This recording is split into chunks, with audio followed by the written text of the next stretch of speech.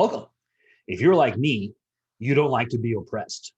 You like to stop being oppressed, and you like to think critically. You like to think for yourself and not be told what to think. And so what we're going to do is look at the idea of critical thinking. How can we learn to think for ourselves and not be told what to think? And the way we'll do that first is by learning how to identify assumptions.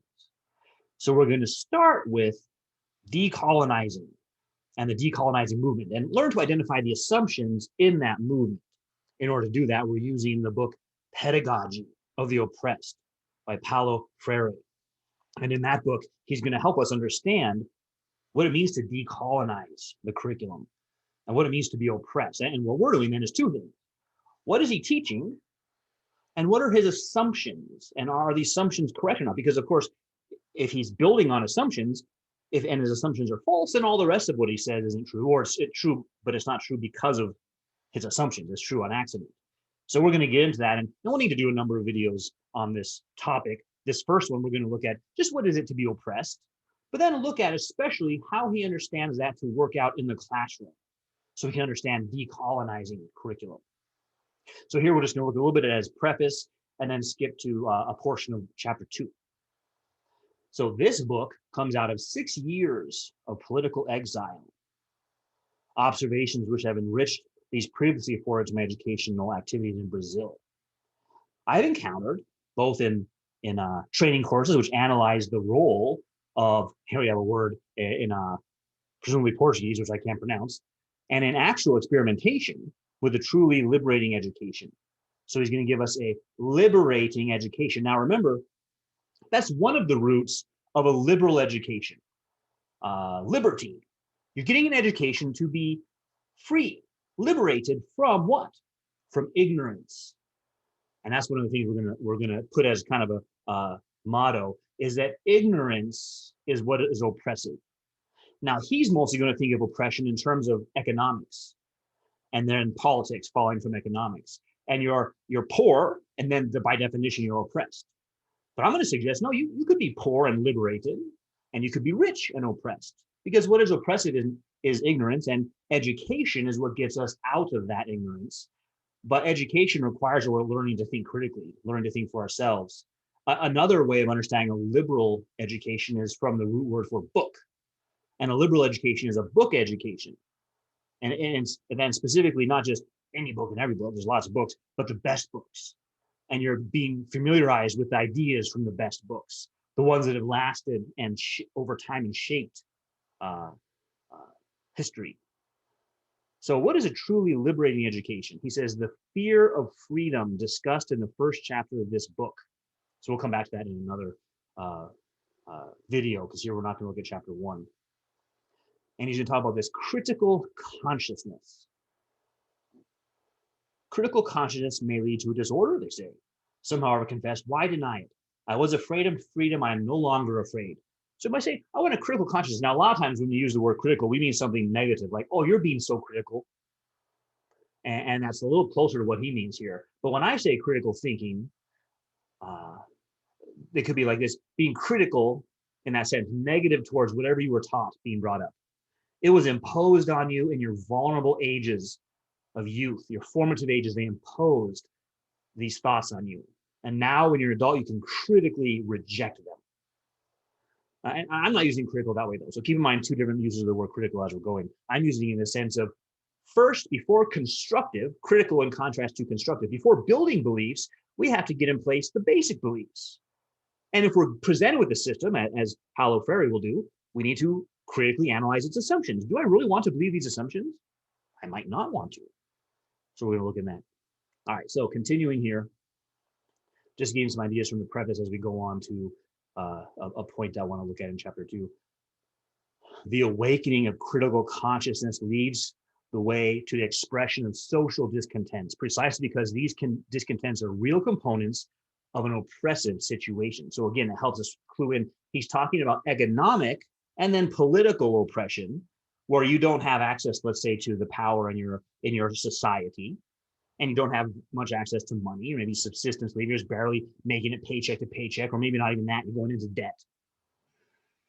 then you're oppressed. And then when you're told, and you might be going along, it was interesting, someone could be completely content in that situation. They're going along and they're fine.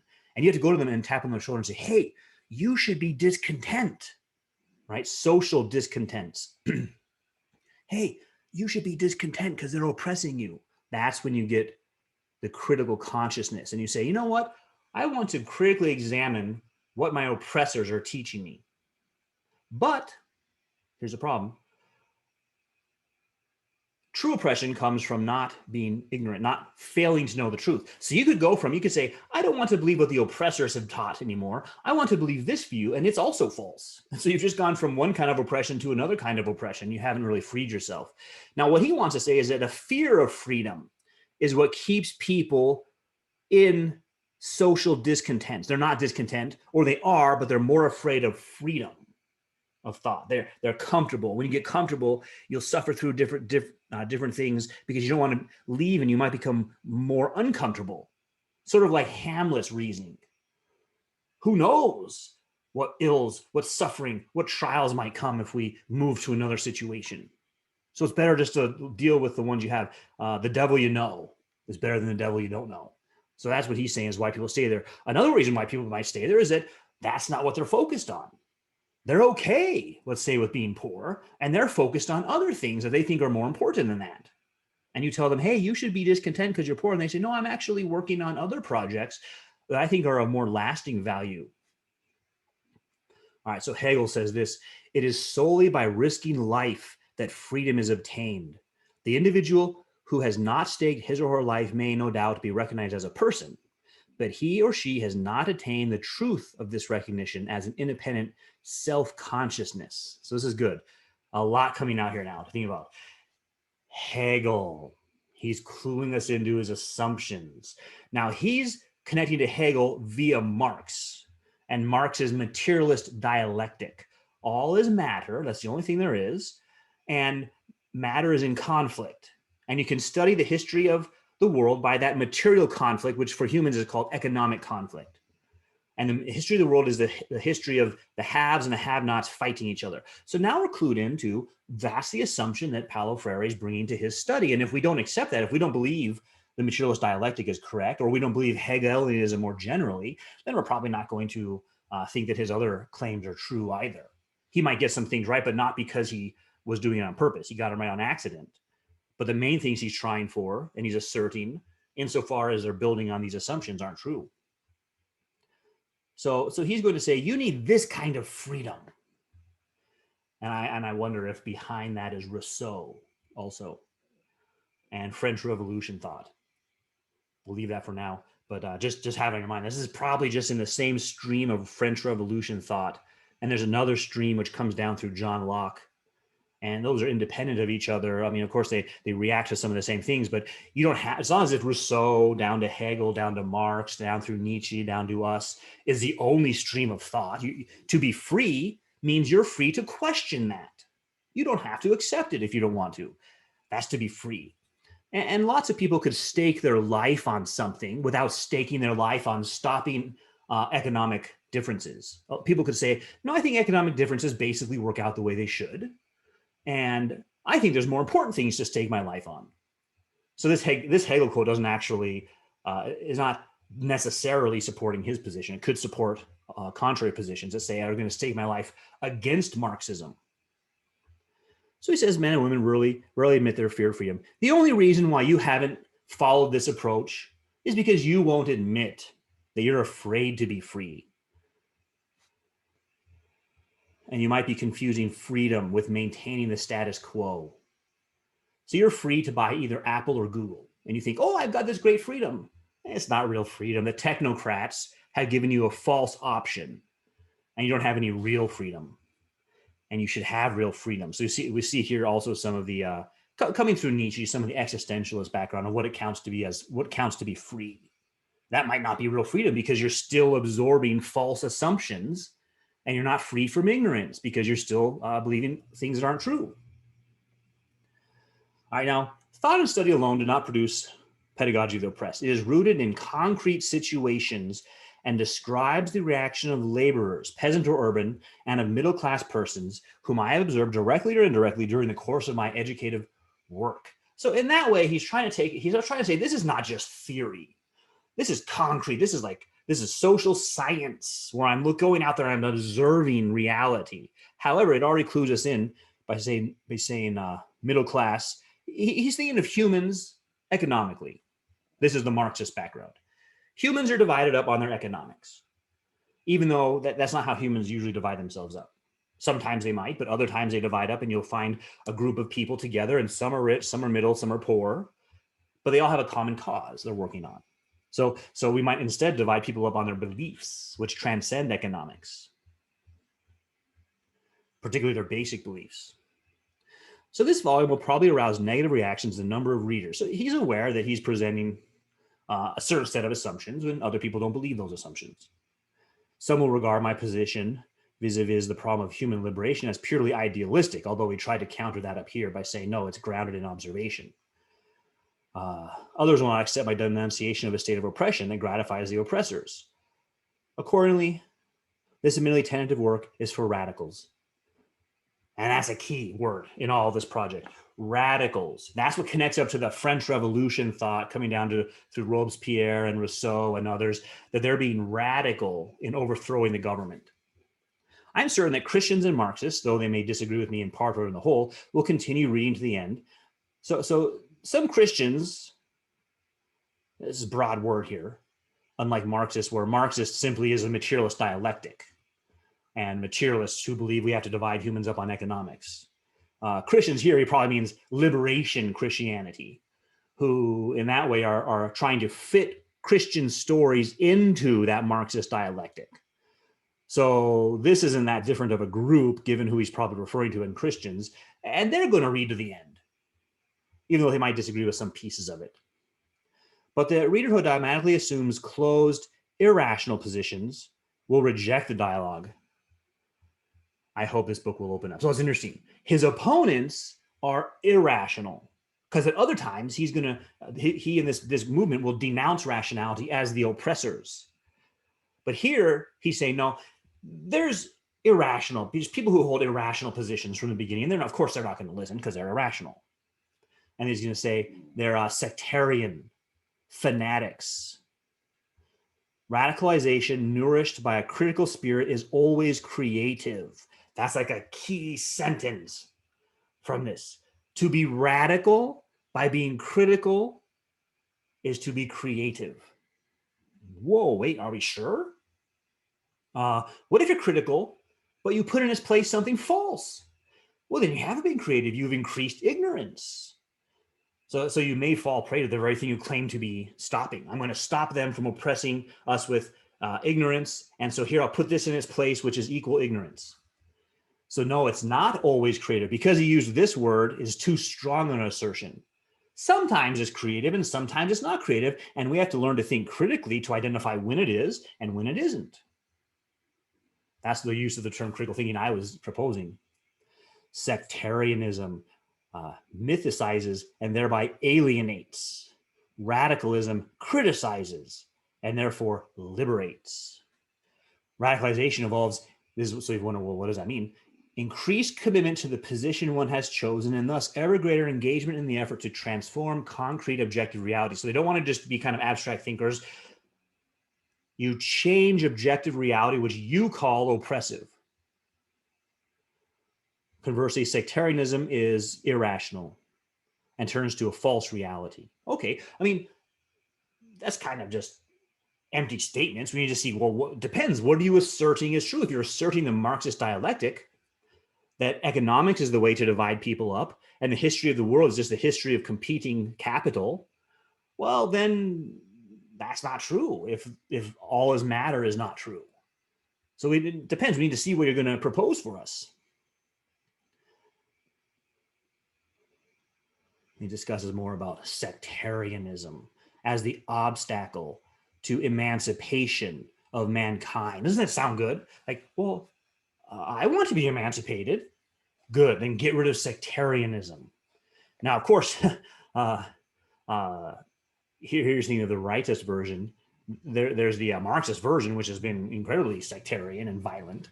So again, we have to wait and see. Well, it depends what you're talking about. And he says out here, not infrequently, revolutionaries themselves become reactionary by falling into sectarianism in the process of responding to sectarianism on the right. This possibility, however, should not lead the radical to become a docile pawn of the elites. And that's the main thing. The elites are the rich, who therefore generally are the ones also in charge politically and socially. And you need to criticize them. They're the ones who need to be engaged. Engaging that process of liberation. You can't stay passive in the face of the oppressor's violence. And notice, this violence is not just someone who's out there pummeling another person with their fists. This violence could just be ideological. Someone believes something and proposes it to you, and you're like, no, you're oppressing me. And you shouldn't stay passive in the light of that.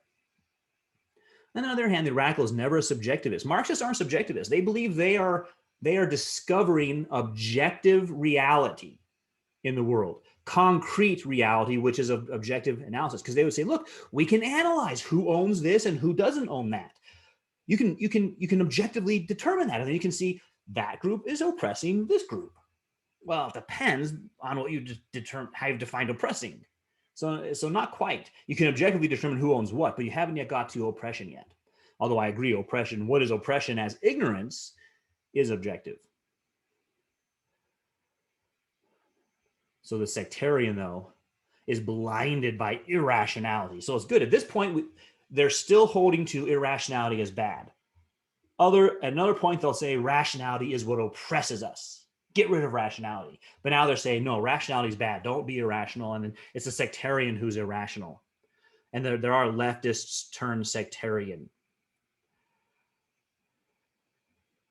And that happens specifically when he does history dialectically and becomes into essentially fatalist positions. So one version of the Marxist dialectic becomes fatalistic, but he's accepting other parts of it in dividing up between rich and poor as the main piece of history and as oppression, etc.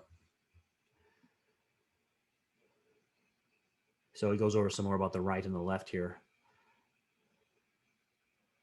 And closing themselves into a circle of certainty from which they cannot escape.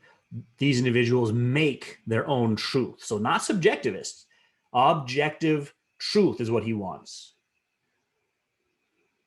We must struggle and build the future, running the risks involved in this very construction. So the righteous sectarian closes himself to truth, but we need to be opened to it by realizing who's oppressing who. So we need to be radicalized, committed to human liberation. This does sound like wonderful words, right? Yes, I want, who doesn't want human liberation? That sounds great. Where do you sign up? Don't become the prisoner of the circle of certainty within which reality is also imprisoned. On the contrary, the more radical a person is, the more fully he or she enters into reality so that knowing it better, he or she can transform it. The individual is not afraid to confront, to listen, to see the world unveiled. This person is not afraid to meet the people or to enter into dialogue with them. This person does not consider himself or herself the proprietor of history of all people or the liberator of the oppressed, but he or she does commit him or herself within history to fight on their side. Great. What kind of oppression are we talking about? Let me give an example. I've been bringing up ignorance. Let me give a different category. How about the oppression of sin? You've been liberated from poverty, let's say, but you're still a sinner. And no amount of money, no amount of helping others get out of economic oppression helps you overcome sin. You're stuck in it. You're a slave to sin. You're oppressed by sin, and you welcome it as your friend because you may not even recognize the category. So you could have oppression from ignorance, which this economic won't help us out with. That's where you alert someone and say, hey, you're suffering. No, I'm not. I enjoy my life. No, you shouldn't enjoy life because look, other people have more stuff than you. Oh, they do? Yeah, and you should have more stuff. You're right. I want more stuff. Let's get radical. So that's one. Another one is ignorance. Hey, you've been taught to never think for yourself. And then someone came along and said they'll radicalize you and you accepted it, still not thinking for yourself. You're still oppressed by now the radicals. Or a third category, hey, you're oppressed by sin. No amount of political liberation will ever get you out of sin. You're stuck. So while this sounds good, there's different ways to understand it. And he's just assuming his way and going along with it. And we want to be critical thinkers. We don't want to be taken into captivity and oppressed. We want to think for ourselves. So the pedagogy of the oppressed, the introductory outlines, which are presented in the following pages, is the task for radicals. It cannot be carried out by sectarians. We're going to be radical. Well, all right. Let's radically question assumptions, including yours. That sounds great. So some more here about the reader, what he wants out of these pages, and then this. And I'm going to jump now to chapter 2. I'm going to flip through pages that might be kind of make you dizzy, so you can look away for a moment.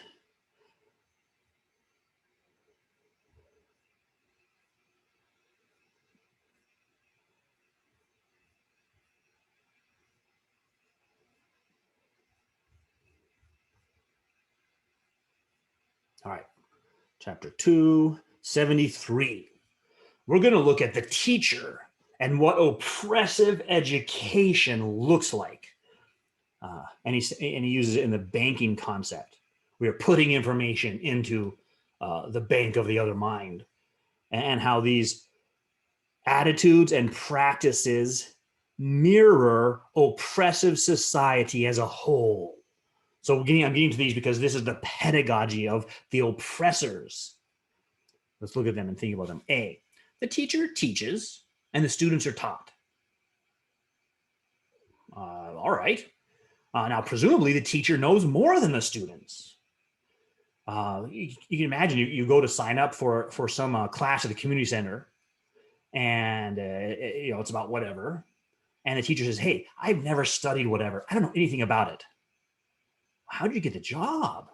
Right? The idea is you have some knowledge which you're going to impart to us. So right away in point A, letter A, he's abandoning the idea of knowledge and already putting us into skepticism. So for all of the talk he had about objective reality, he's an empiricist. And that's why I kept talking about his experiences with things. And as an empiricist, you just have your experiences and there's other people's experiences. There's not knowledge. And so the teacher imposes his or her experiences on the student who has their own experiences. So you see what's happened here. We're identifying the epistemological assumption of empiricism, which is tracing its line all the way back, say, through Nietzsche, Marx, Hegel. Hegel is a rationalist, and so is Marx, really. So this kind of empiricism, Nietzsche to someone like Rousseau in the French Revolution, who we mentioned before. Because otherwise, you say, yeah, of course, teachers teach.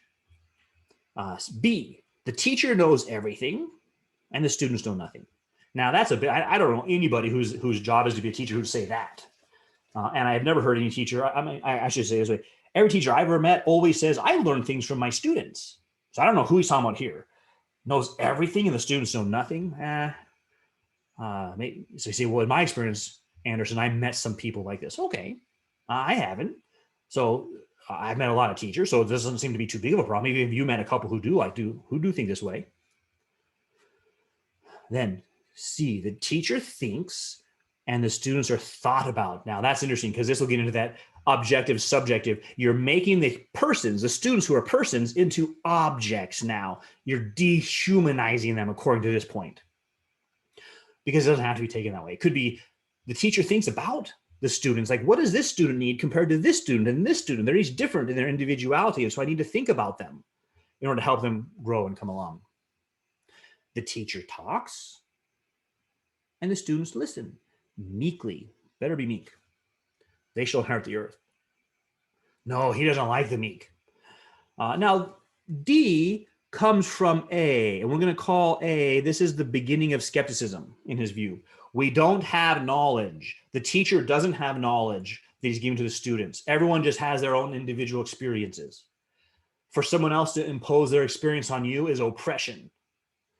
And so that's where D comes from. The teacher's going around talking about this, and the students have to listen to it. And as related to this one, the teacher disciplines and the students are disciplined. And try to think, well, what would it be like to be the opposite? The students discipline the teacher Because again, if the teacher has knowledge, the teacher knows what it takes to go from not knowing through the steps to knowledge. And that's the discipline needed. Do these things and be disciplined to get here. If there is no knowledge, then there's no discipline either, and it's gone. So you see what happens, the unraveling that happens when you accept that first skeptical point. The teacher chooses and enforces his choice, and the students comply. Again, with discipline. And presumably that would follow. The teacher has knowledge. He knows how to, which steps to choose to get to knowledge, and teaches the student. And they comply because they want to get there. The teacher acts, and the students have the illusion of acting through the action of the teacher. The teacher chooses the program of content, and the students who are not consulted adapt to it. Right? Because presumably the students don't know about this topic. Otherwise, they wouldn't need to be students. I mean, why are they there? You're there to learn something? No, I'm not there to learn anything. Well, why are you here then? So presumably, I mean, the idea would be the teacher knows the most central, say, books, that's the content, that you need to be aware of. And if you say, oh, I'm already aware of them, then you don't need to be here. You can go on to the next class. And someone says, I don't know about them. Good, then you should be here. I'm choosing that program because I have knowledge. But no, wait, you're beginning and you don't know. You just have your experiences. I just like these 5 books, but they're not really the best. That's just my experience. And you don't even consult the students. Again, if you're assuming the students don't know, then it doesn't make any sense. You don't even consult the students who don't know anything. Yeah, I mean, well, why would I? A white belt comes in and the black belt says, hey, how do we do this stuff? Well, you're the black belt. Don't you know? I'm a white belt. I don't know what I do.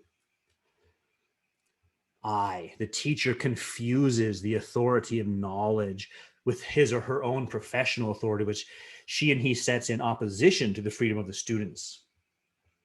Now, the problem here would be when it's not this, when they confuse their professional authority, but in fact, they don't have knowledge. And that happens all the time. That's called a hypocrite. Beware, you hypocrites, you brood of vipers. That's the problem. You have a professional position, but you don't know anything. But if you have a professional position and you know something, then you're not in opposition to the freedom of the students. You're increasing their freedom by liberating their minds from ignorance. And the teacher is the subject of the learning process, while the pupils are its mere objects. This one, how can that be the case, given above here? The students are disciplined. They're the subject. The students are to listen. They're the subject. The students are thought about. They're the subject. The students are, at each step, the subject. So the teacher's not the subject. The teacher, if anything, is the one who's doing the role of getting the subjects the knowledge. Think about a couple illustrations from Socrates. Either him as the midwife, and that's where this is just such a one-dimensional description here. Because the teacher as the midwife, the philosopher as midwife, the idea is you already have it. I'm helping you. I'm just there. I'm not even doing much. I'm just helping you give birth to this knowledge. That's Greek philosophy from the beginning, whereas he's objecting to this traditional source of knowledge, or the paideia and the drawing out, similar to the midwife, but the drawing out of what's in the student. We see that in Plato's Meno. The person already knows it and you're drawing them out. Now in Plato, the reason for that is because the person's soul pre-existed this life. And so they saw the forms. And then in this body, they forgot the forms, and you're reminding them of the forms. So I mentioned that stuff because pedagogy reflects worldview. It does for Plato, and it does for Freire here. So we start to see how his understanding of dialectic, of experience and empiricism, of the material world and change and particularity all shape these points that he gives. And they're all, beginning with A, have in the background skepticism. The teacher doesn't know any more than the students. So you have this oppressive position, and this is reflecting society, he says. Now, again, in Plato, going to him because he's the first president of the academy, and the idea in the Republic of the philosopher king, you have authority because you have knowledge. And if you're in authority without knowledge, you're illegitimate and you have to be removed. So here, though, he just analyzes this in terms of those in authority impose their views on the others. But wait, you can't impose knowledge. If it's true, it's knowledge, then you're taking away ignorance. You can't impose that. It's not oppression.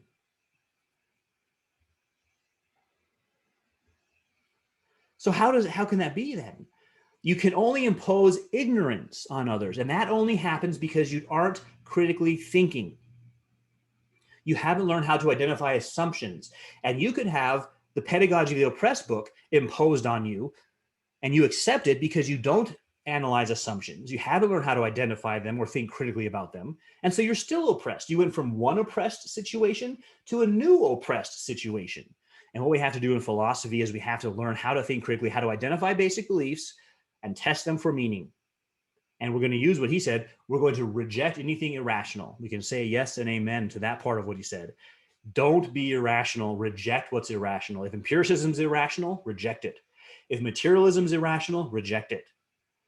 Now we can continue forward with that. So this first part of Pedagogy of the Oppressed, his purposes, how he understands radicalization and liberation, and then what he thinks is a problematic educational setting, beginning with the idea of skepticism. We just don't really know. The teacher doesn't know, the rulers don't know. And so liberation then is just economic liberation, political liberation. You're not being liberated from ignorance if you don't have knowledge. On the other hand, if your teacher does have knowledge, then you should listen to them meekly and learn as much as you can, because in doing that, you're being liberated from ignorance. Although you still have the problem of sin there. You could learn a lot of things and still not have overcome sin. You're still a slave to sin. And what you need is not radicalization.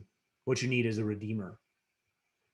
So we'll have to explore that as we continue looking at Pedagogy of the Oppressed and how to be decolonized.